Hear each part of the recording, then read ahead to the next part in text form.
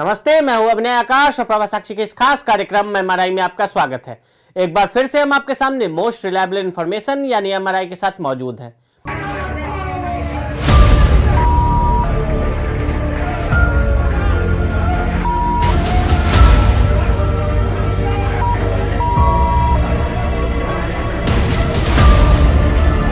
आज के विश्लेषण की शुरुआत हम एक शब्द से करेंगे, मॉब लिंचिंग।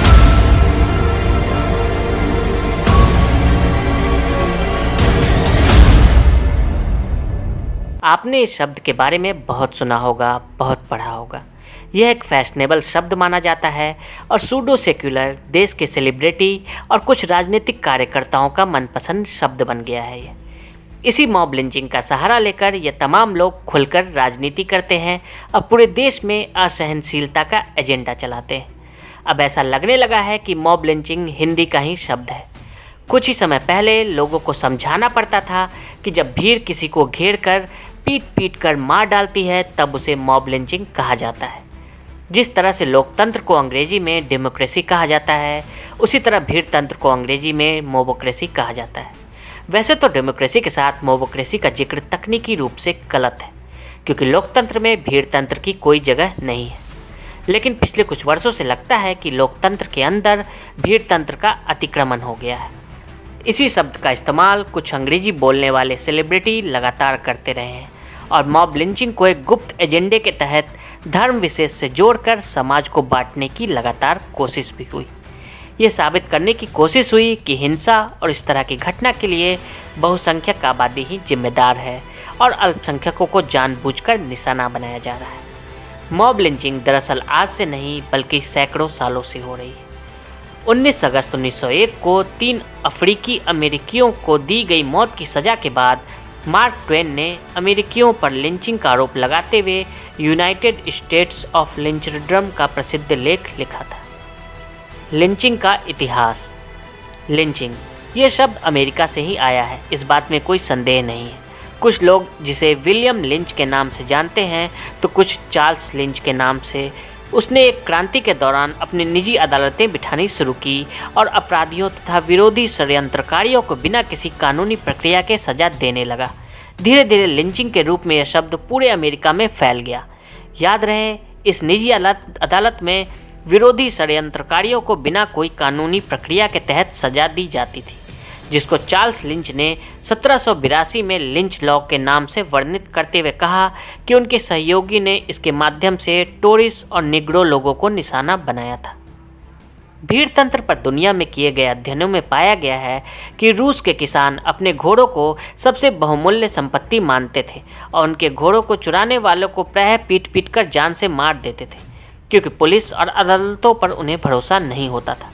जर्मनी के 2 इतिहासकारों मैनफ्रेड बर्ग और साइमन वेंट ने अपने अध्ययन में पाया कि बर्लिन में भी ऐसे दृश्य आम होते थे, जहां लोगों की भीड़ किसी भी संदिग्ध बलात्कारी या अपराधी को बुरी तरह पीट रही होती थी। जर्मन पुलिस ऐसे पीड़ितों को उनके चंगुल से छुड़ाती जरूर थी, लेकिन भीड़ में शामिल लोगों के खिलाफ कोई कार्रवाई नहीं की जाती थी।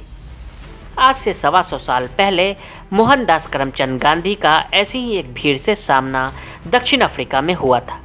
भीड़ हिंसा, जिसे आज मॉब लिंचिंग कहा जाता है, उससे गांधी मुश्किल से बच पाए थे, वरना गांधी के महात्मा बनने की कहानी वहीं ठहर जाती और उनकी पहचान मोहनदास करमचंद तक ही सीमित रह गई होती। जब मॉब लिंचिंग का शिकार होने से बचे थे महात्मा गांधी, कारोबारी दादा अब्दुल्ला के बुलावे पर उनकी कंपनी को कानूनी मदद देने सन 1893 में दक्षिण अफ्रीका पहुंचे बैरिस्टर मोहनदास करमचंद गांधी अपने संघर्षों के बल पर महज 3 साल के भीतर यानी 1896 तक एक राजनेता के रूप में स्थापित हो चुके थे। उन्होंने 22 अगस्त 1894 को नताल इंडियन कांग्रेस NIC की स्थापना की और दक्षिण अफ्रीका में भारतीयों के हितों के लिए संघर्ष करते रहे। 30 नवंबर 1896 को दक्षिण अफ्रीका के लिए रवाना हुए महात्मा गांधी दक्षिण अफ्रीका पहुंचने से पहले ही उनके ग्रीन पंपलेट ने वहां तूफान खड़ा कर दिया। हरे रंग की इस पुस्तिका में भारतीयों के सामने खड़ी समस्याओं का जिक्र था, लेकिन दक्षिण अफ्रीका में यह अफवाह फैलाई गई कि गांधी ने इस पुस्तक में गोरे यूरोपियों के बारे में बुरा भला लिखा है और भारत में उन्होंने इस समुदाय के खिलाफ अभियान चला रखा है। अब वह 2 जहाज़ों में भारतीयों को भरकर नताल में बसाने ला रहे हैं। गांधी की जहाज़ जब डरबन पहुंची तो माहौल इतना गर्म था कि जहाज़ के किसी यात्री को उतरने नहीं दिया गया और जहाज 21 दिनों तक समुद्र में प्रशासन के नियंत्रण में रहा। लेकिन गांधी के खिलाफ गुस्सा फिर भी कम नहीं हुआ। गिरिराज किशोर अपनी पुस्तक बा में लिखते हैं कि वक्त की नज़ाकत को समझते हुए गांधी ने पत्नी और बच्चों को अपने मित्र जीवन जी रुस्तम जी के घर एक गाड़ी से सुरक्षित भेज दिया। तभी युवाओं की एक भीड़ ने उन्हें पहचान लिया। भीड़ गांधी गांधी चिल्लाते हुए मोहनदास पर टूट पड़ी। अगर डरबन के पुलिस सुपरिटेंडेंट आर.सी. अलेक्जेंडर की पत्नी सारा अलेक्जेंडर वहां से न गुजर रही होती तो गोरों की हिंसक भीड़ गांधी की हत्या कर दी होती। अंत में सुपरिटेंडेंट की सलाह पर गांधी सिपाही का भेष धारण कर वहां से जान बचाकर निकल गए। विवेक जब शून्य हो जाता है तब व्यक्ति भीड़ का हिस्सा बन जाता है, और ऐसी ही विवेक शून्य भीड़ क्या कुछ करती है आज के इस दौर में बताने की जरूरत शायद ही रह गई। तबरेज अंसारी, पहलू खान, अखलाक, ये कुछ नाम हैं जो आपने बीते कुछ बरस में कई बार सुना होगा। इन नामों के सामने आने पर जहन में उभरती है बिना शक्ल की भीड़। साथ ही सांप्रदायिक एंगल तलाशने की भी कोशिश कई बुद्धिजीवी तथाकथित पत्रकार और सामाजिक कार्यकर्ताओं की ओर से की जाती है।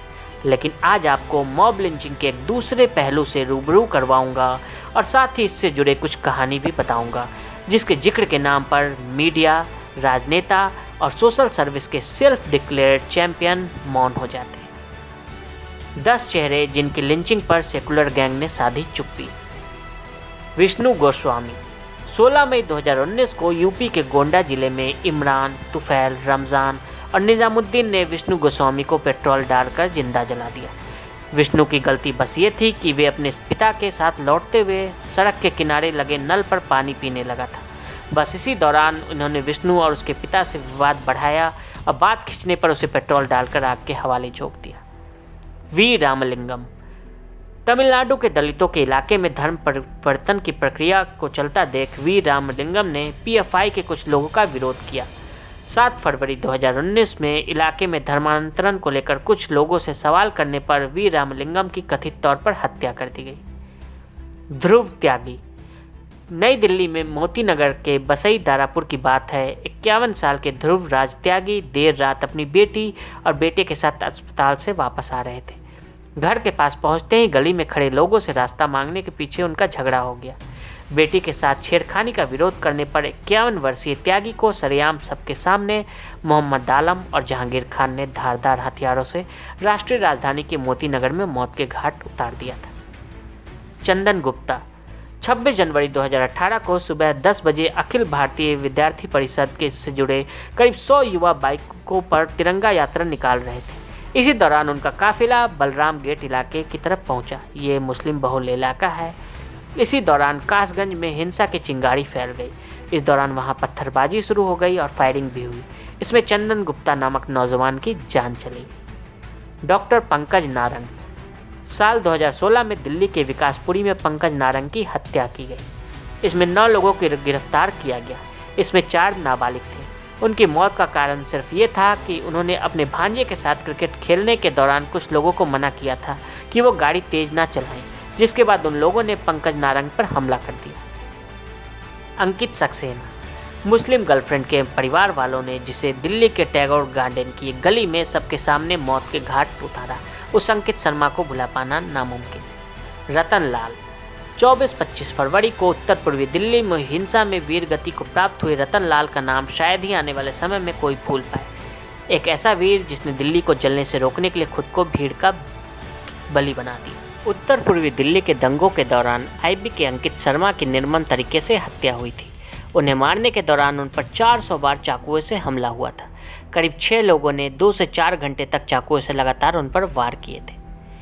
महाराज कल्पवृक्ष गिरी, सुशील गिरी, नीलेश तेलगड़े महाराष्ट्र के पालघर में मारे गए वो 2 साधु और उनका ड्राइवर, जिन्हें एक भीड़ ने पुलिस की उपस्थिति में मार डाला था। बहरहाल ये सूची यहीं पर समाप्त नहीं होती। ये इन लोगों की लिस्ट से केवल चंद नाम हैं जिन्हें पिछले सालों में निशाना बनाया गया। इनके अतिरिक्त भी कई नाम हैं और होते रहेंगे। क्या कहता है कानून? मॉब लिंचिंग के मामले में पुलिस सबसे पहले भारतीय दंड संहिता यानी आईपीसी की धारा 153A के तहत मामला दर्ज करती है। इसमें 3 साल तक की सजा और जुर्माने का प्रावधान किया गया है। इसके अलावा आईपीसी की धारा 34, 147, 148 और 149 के तहत कार्रवाई की जा सकती है। अगर भीड़ द्वारा किसी की पीट कर हत्या कर दी जाती है तो आईपीसी की धारा 302 के तहत मुकदमा दर्ज किया जाएगा और साथ में धारा 34 या 149 लगाई जाएगी। इसके बाद जितने लोग भी मॉब लिंचिंग में शामिल रहे होंगे उन सबको हत्या का दोषी ठहराया जाएगा और फांसी या आजीवन कारावास से दंडित किया जाएगा। इसके अलावा सभी पर जुर्माना भी लगाया जा सकता है। बहरहाल मॉब लिंचिंग की घटनाओं का एक दुखद पहलू यह है कि राजनीति और सामाजिक संगठन इन घटनाओं को अपनी सुविधाओं के हिसाब से कम या ज़्यादा करके उठाते हैं। ऐसे में उनका विरोध असली न होकर राजनीतिक ज़्यादा दिखाई देता है, जो कि इसको हल्का भी करता है। आज के लिए दे इजाजत और ऐसी रिपोर्ट्स को देखने के लिए प्रभा साक्षी के साथ लगातार बने रहें। वीडियो को देखने के लिए फेसबुक और ट्विटर पर हमें फॉलो करें, यूट्यूब पर प्रभा साक्षी को सब्सक्राइब करें। नोटिफिकेशन के लिए नीचे दिए गए बेल आइकन को दबाएं।